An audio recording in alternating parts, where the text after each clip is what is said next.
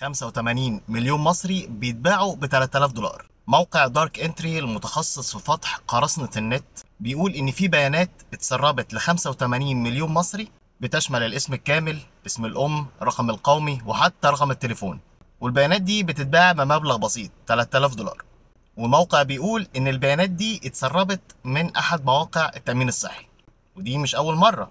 اغسطس اللي فات حصل تسريب لبيانات 2 مليون مصري برضه من وزارة الصحة، اتسربت من قوائم الانتظار، وكان فيها الاسم والرقم القومي والتشخيص والعمليات اللي حصلت وكل حاجة. طبعا الجهات الأمنية حاليا بتحاول تتعامل مع الموضوع ده، لأن الموضوع ده مش بسيط وممكن يحصل منه مصايب كتير.